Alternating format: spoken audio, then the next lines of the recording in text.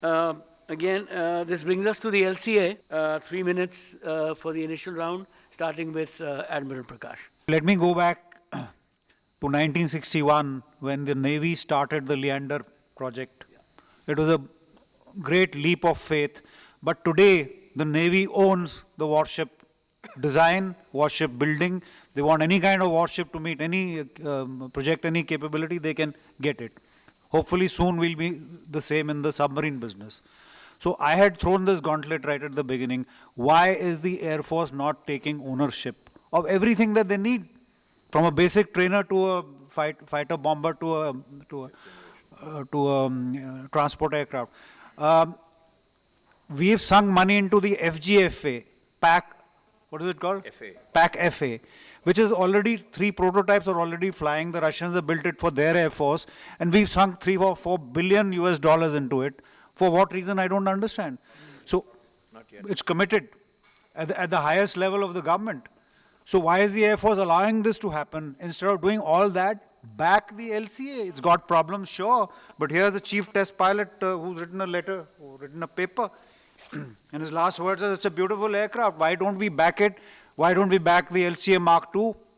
And once again, let me give you the Navy's example. I'm sorry for doing that, but the Navy sunk 900 crores into the LCA Navy.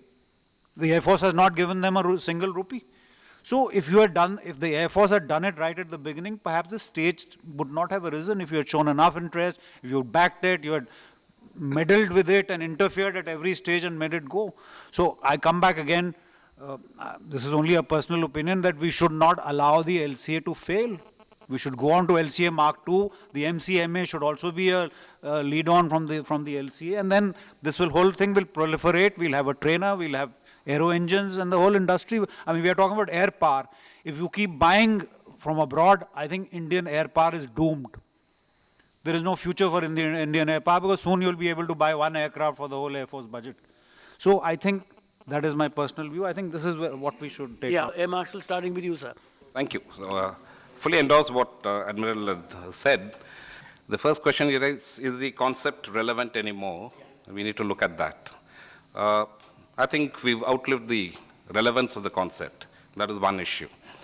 But having said that, in the context of Indian capability development and in Indian aeronautics development, there is nothing more important than a program which is taken up and moved with full earnest.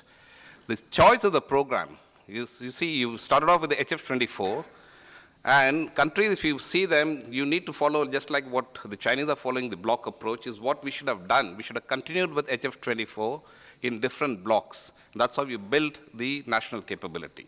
We closed shop there, and then we jumped to a 4.5 generation aspiration on the LCA. Much has been achieved, which is very creditable, but it will take 30 years if you jump like that. And the time frames that have been projected have all been absolutely unrealistic. And this is where the government needs to be brought in. What were they doing? How do they analyze? Or they just take their words for it?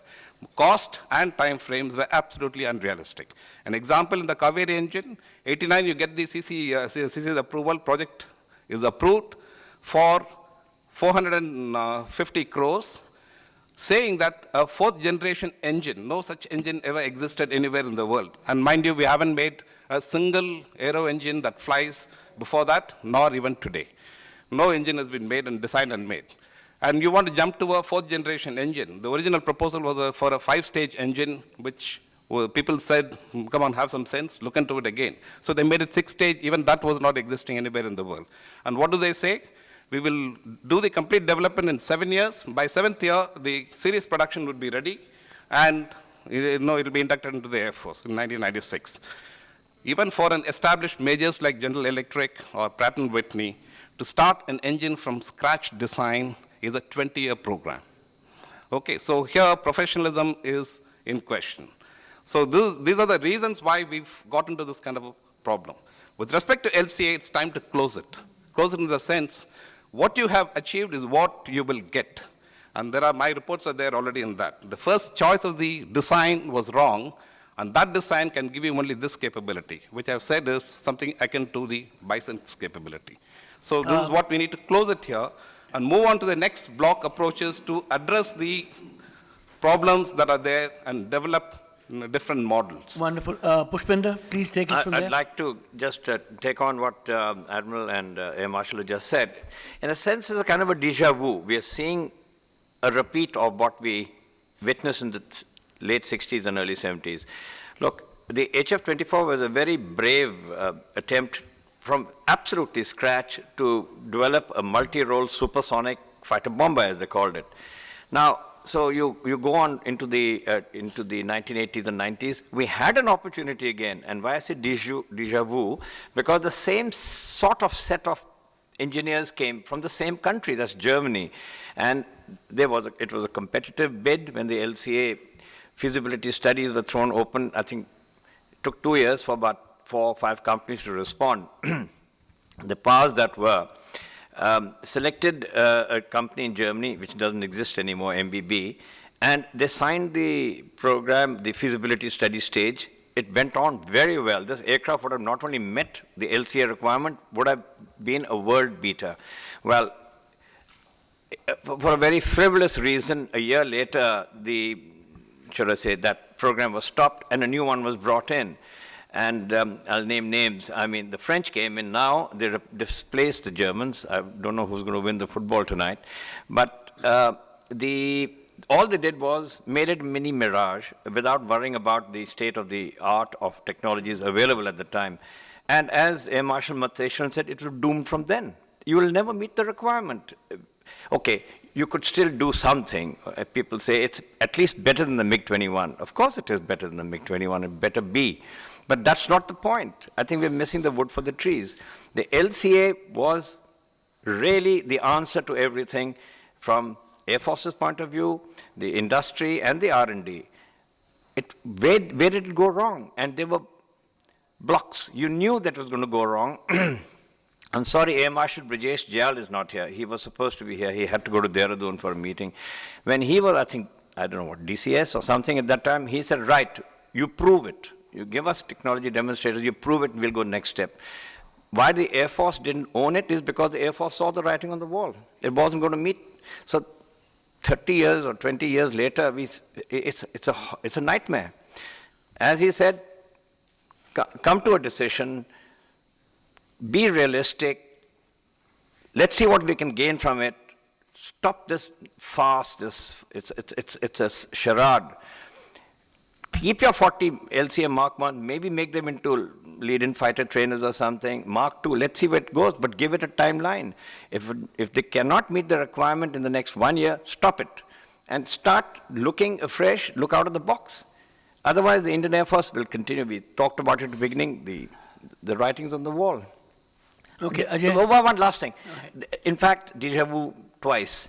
Another German team, not the same guys, came and 3 years ago saw the LCA and loved it and said, well, I know the problems are there. We are not here to solve everything, but we will adopt this aeroplane because we think you have a winner. And the world is looking for an aeroplane, affordable aeroplane of this size and this capability. We'll adopt it, but of course you'll have to sign up with us that we will then take it from here, especially as a lead-in fighter trainer. The German Air Force wanted that aircraft. They said, we'll take 12. There was not even a courtesy of a reply from the establishment in India. What can we say? So I think I'll go back to Inder's... just one liner for me.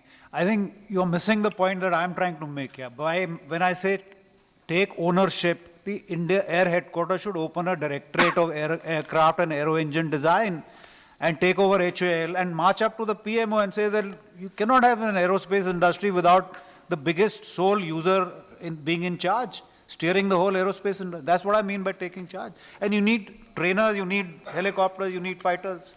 So why aren't you doing that?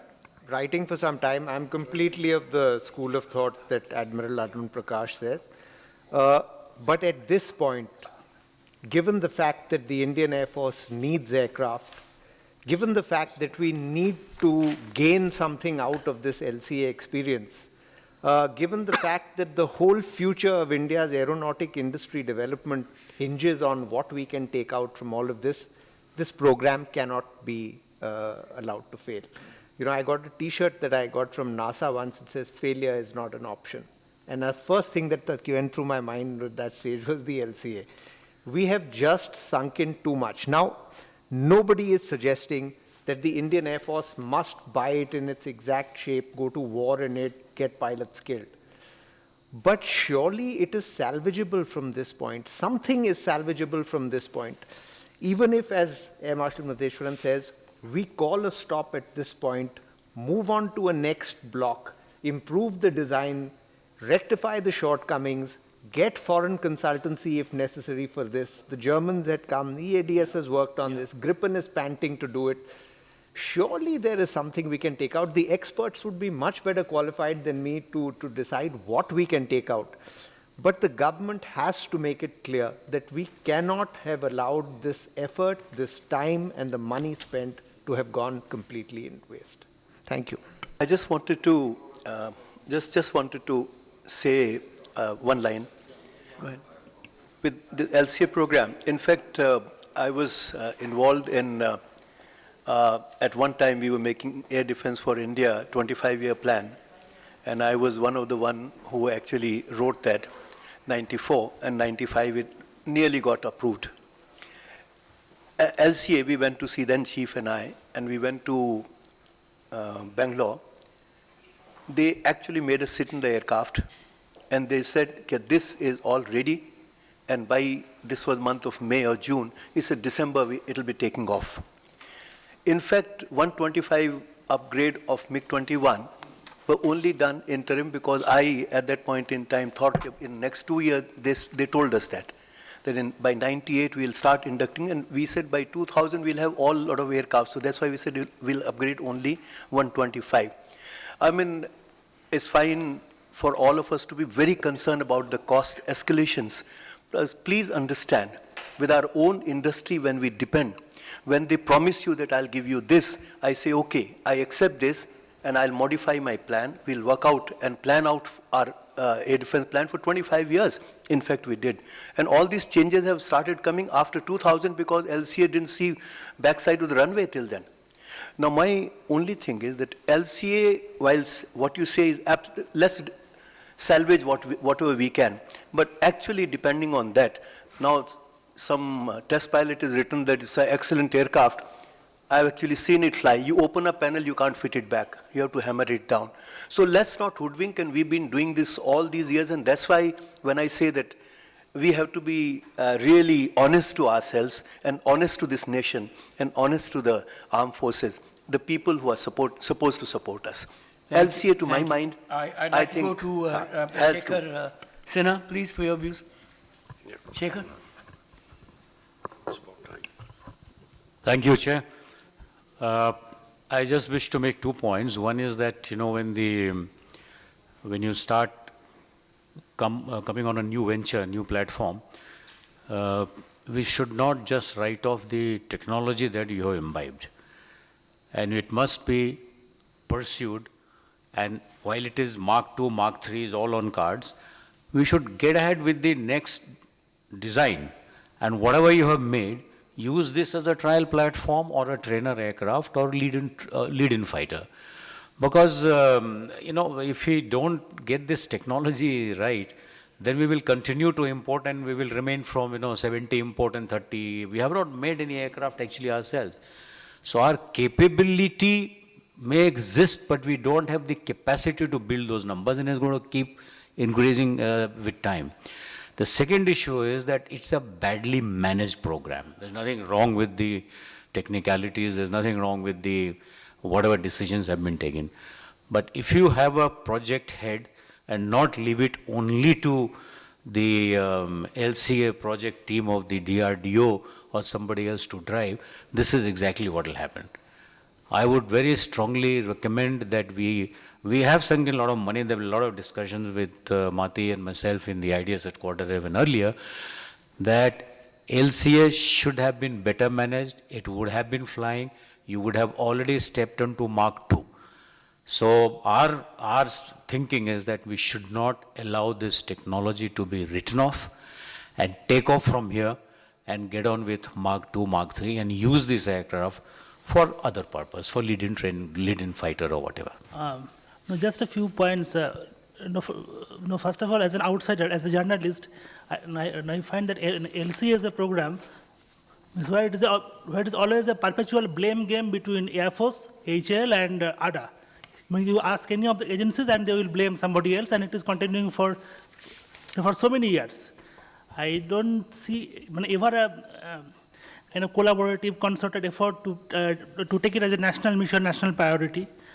And we should remember that it started in the 80s as a 5-year research program, and we have now, past 30 years, we have made a lot of money, investment, and a lot of manpower has gone into it, and a lot of investment was made. So there is no point in junking the program at this point. I think there are still gains from the program which can be taken forward. And in these 30 years, also LCA program suffered something called sanction for a long time. Then there was a long period of financial crisis in the 90s. So I think those things also means you should take into account when you actually analyze the success or failure of the program. And I'm just curious to know, since Air Force is, as a part of the MMRCA, is doing this life cycle cost model adopting, has anybody in the Air Headquarters calculated a life cycle cost for an LCA platform? Means what it could be, how it compares with these imported platforms? Look, please let's not talk of any air chief shouting. They shouted, they went hoarse. Okay, so let's be first saying that. Look, I happened to meet the designer of the Sukhoi 30 MKI, Simonov. I was in Russia that time as an air attaché. And he actually said to me, he said, very good you are doing the LCA program. Wish you all success. He's the chief designer of this unique MKI. He said, but first, before you know how to want to make an aircraft, please come and sit with us for 15 years and maybe you will learn how to make an aircraft. Now, Ajay rang me up from Bangalore, correct, that time? In respect of the LCA production line, correct? He said, there's no production line for the LCA as yet. How are we forming the squadron? 4.5 years back, we took a decision about forming the first squadron. We pumped in our manpower there in Bangalore to produce the first squadron based on, again, the very optimistic supply chain that the HAL would give us. Till date, like I said, this serial production hasn't started. Now, enough is enough also. Na? Our Air Force problem started with the LCA being prompted that this is going to replace the MiG-21s. Today, the shit we are in, I'm sorry for the word, the Indian Air Force structure, is because of LCA. And you're still shouting yourself hoarse. And I can agree there. Please, let's not block this program. Pick up the good points you have picked. There are very good things in the LCA. Managerial capability, very poor. Every time we have gone to the government, when I was vice chief and chiefs were there, Matsi was supposed to pack up his bags and go to Bangalore and take over. Yeah. What happened? I mentioned it to the defense minister the day before I was retiring, suggesting as to what could be done in respect of HAL and whatever it is. Actually, he got angry at me. He said, you don't have faith in HAL. I said, you don't have to say it. I don't have faith. Frankly. We must pick up the good and try and go ahead and develop more. But we can't do it alone. I'm sorry, we made an ambassador car and we made rocket launchers going into space. We missed out on mid-level technology. This country missed out. And to get into that happened to China also, but China is very good at reverse engineering. They're doing it. Thank you. May I? Yes. I'm going to take some time because I'm going to put at rest some of the writings that are coming in the media. Yeah, no, we need that. We need that. And clarify, as someone who's been involved closely with the program and who's done 2 studies intimately, then I'd like to put certain things at rest. One, the LCA and MMRCA cannot be compared. Okay, so it cannot, don't flog that fallacy that, under the indigenous program, the LCA can now take over the MMRCA's requirements and fill in those gaps. It's not possible. The most important thing is, in the LCA program, we suffer from a national culture, which I call it, I've told Pushi many times over, it flows from our caste culture system. Why? Because nowhere in the world, when designers are given certain tasks to design an aircraft and develop it, the interface between the user's ability to convince and make him understand what he wants and what are the operational requirements so that the designer can choose the right design intent is a completely an interactive process. Here, the scientific advisor will tell the air chief, technology demonstration is my job, you've given me the ASR, now lay off, let me finish my technology demonstration program, then you come in, we will see thereafter. There's the problem, because that's too late to come in and make changes. That's one. Second, what Admiral Ranprakash said is absolutely correct. The F-22 program was, after the technology demonstration program, and I've been to Edwards and I've interacted with those industries, and I've seen that firsthand. After the basic technology demonstration program, the user takes over the entire program management. The US Air Force appointed a program manager with significant powers, financial as well as executive decision making with respect to the program, because you must take even a decision if you have to foreclose the program if it's not viable, and you must have that wherewithal for it. So you have to be trained and you have to be fully in that process. This man took over the F-22 program as a lieutenant colonel. He remained the program manager when the F-22 was operationally inducted 20 years later, and he was a lieutenant general when he retired. There's a problem in our service culture and service mindset. We don't want to put people on professional competencies as experts on a program for any length of time. Our P staff or the personal staff in other two services will cry hoarse and say, no, this guy cannot be there in Bangalore for 20 years or 3 years or 5 years. So we keep breaking the expertise, and it's like the monkey climbing up and coming down 2 feet down. So we are always at the perpetual start point. These are the fundamental factors that impinge on this. More importantly, I think DRDO and the public sector, I think they spend more time on publicity events, on non-events I would call. I said, stop all that. You know, you have a pre-IOC, you have an IOC, you have a huge celebration. You actually keep announcing, saying we are the 4th country to achieve this, we are the 5th country to achieve this, or the 3rd country to achieve this. Where is the final product? Where is it going to see the operational utility? How about questioning that?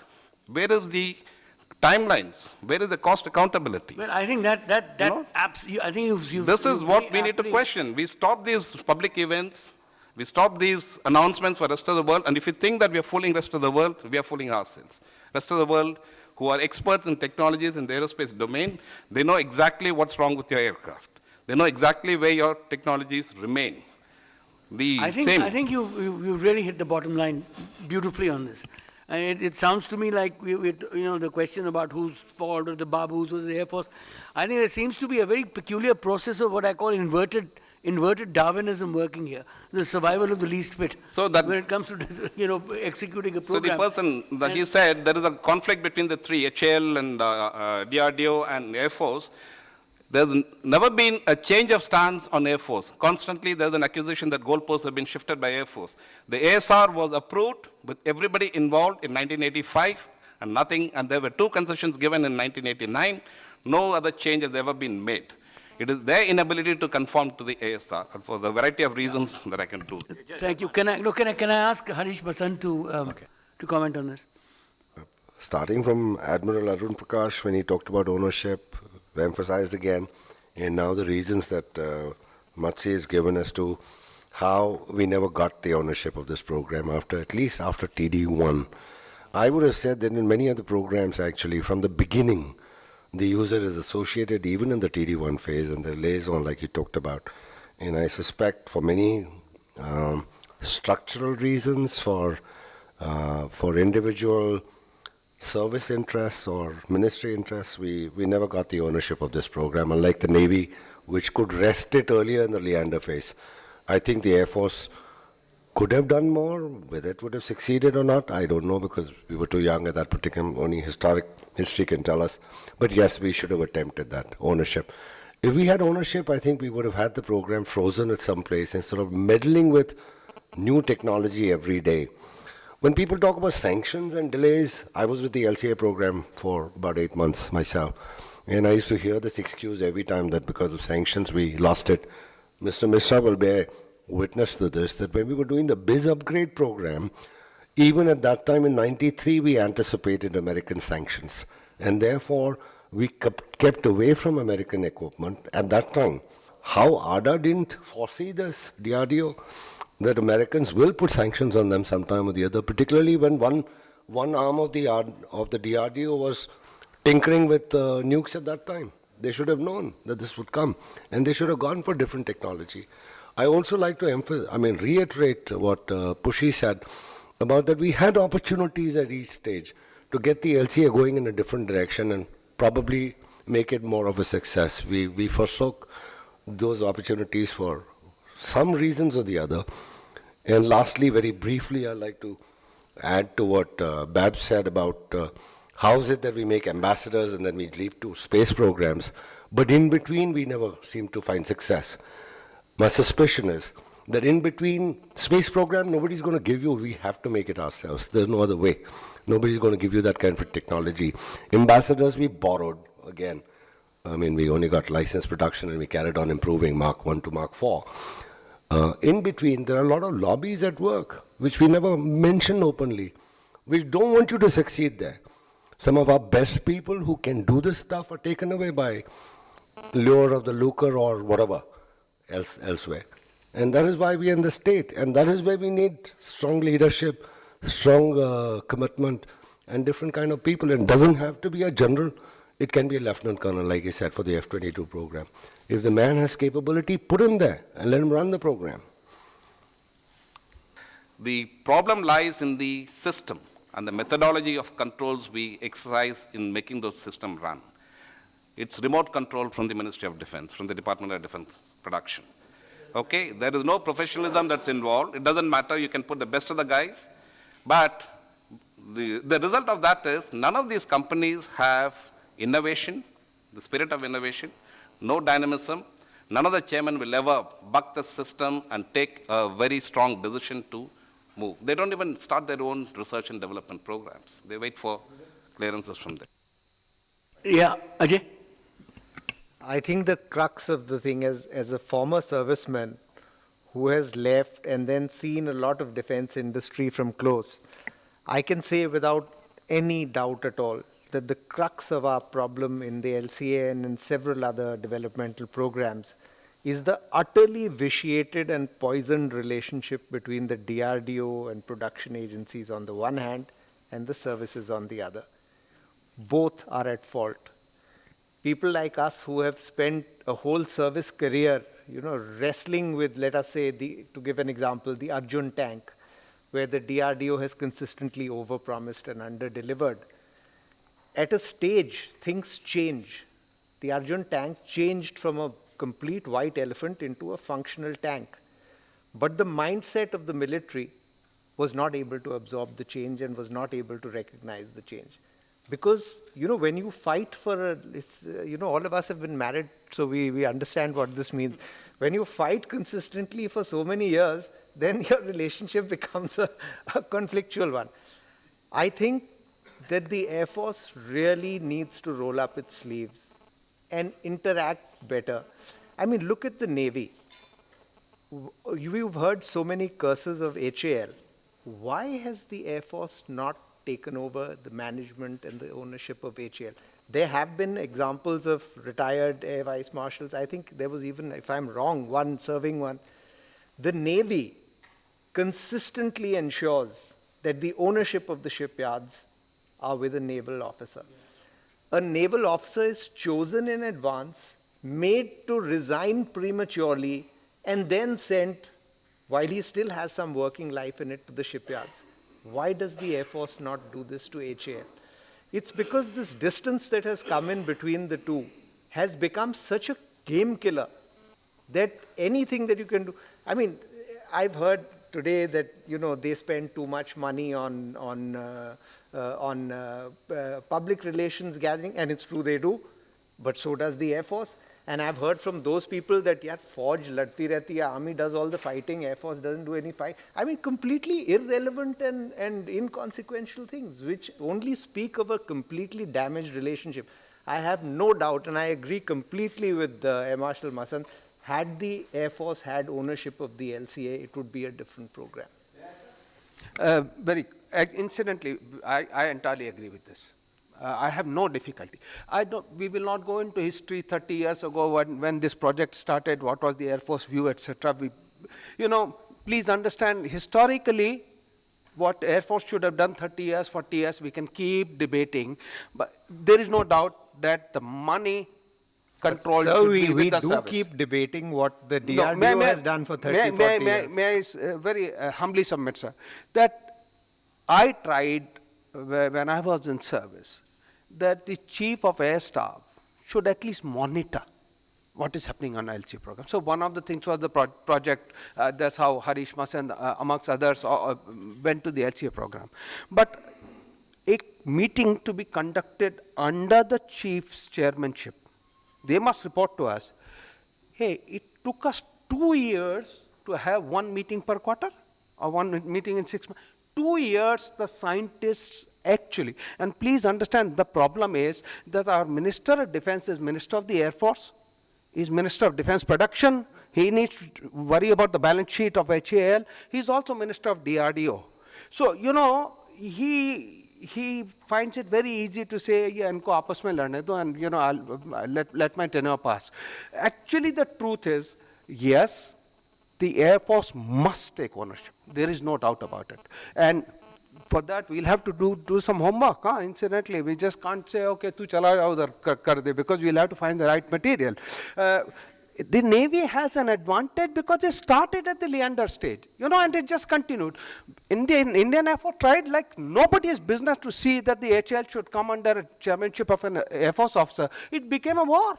नहीं local आदमी होना चाहिए, वो होना चाहिए, वो तो उधर से आएगा, who will get it, who's recommending whose name. It actually got lost. But I am saying the LCA Mark II type of projects, we must surely have learned lessons. Maybe one of the recommendation is, hey, can we just sit down and say, what are the lessons learned and how not to manage a project? Okay, and then say, okay, now we go for son of LCA. All right, under the new management concept. Maybe. A quick comment on some of the issues discussed. We tried to put a team there, leave alone take over ownership of ADA. In 2007, it took more than a year. We wanted a chief's review, which took more than 2 years. Then we wanted to put a team in HAL, and the minister just won't agree. And then later the team was combined to look after both. I'll just say the team was 30 years too late. The second issue is about supporting ADA. No matter what we feel about each other, Air Force placed an order for first 20 in 2006, March. And for 20 more, before these 20 were delivered, because they said we will do it and we require lead time and we require money. So we placed another order for 20 more. So all the orders are in pipeline. So even if there's no mutual admiration or liking for each other, at least on this front, the Air Force has not been found wanting. The issue why HAL is not, why ADA has not been able to come up is because aircraft are a very complex system. There are many technologies in use. We are using, most of the systems on board are imported. But for whatever we are doing in-house, there are more than a dozen technologies. In some, we have made good progress, in some we have not. And where we have not, the scientists don't like to admit and don't like to take help. And the consultancy which is there looks only at a project which is projected to them because it costs. In some cases, it's never projected to them. And the last issue is cost related, and cost of LCA and cost of MMRCA cannot be considered because cannot be compared, because in cost it depends on what elements you have included. So in the first 20 order we placed was just for the aircraft, fully formed aircraft. When we wanted to include, and there was a small component for ground support equipment. That ground support equipment became a major issue because HAL said we did not know what were the specifications, and another additional amount had to be earmarked later. So if you include all the elements which are MRLS, that is manufacturer recommended list of spares, warranty, product support for certain period, 8 years normally, 5 to 8 years, training, all the infrastructure, and at times the deferred revenue cost, I mean, or the setup cost, then all this becomes comparable. And if you add all that and the development cost, then LCA is not a very cheap aircraft. But since the figures which we are comparing, the figures which we compare tend to create a distorted picture. That's all.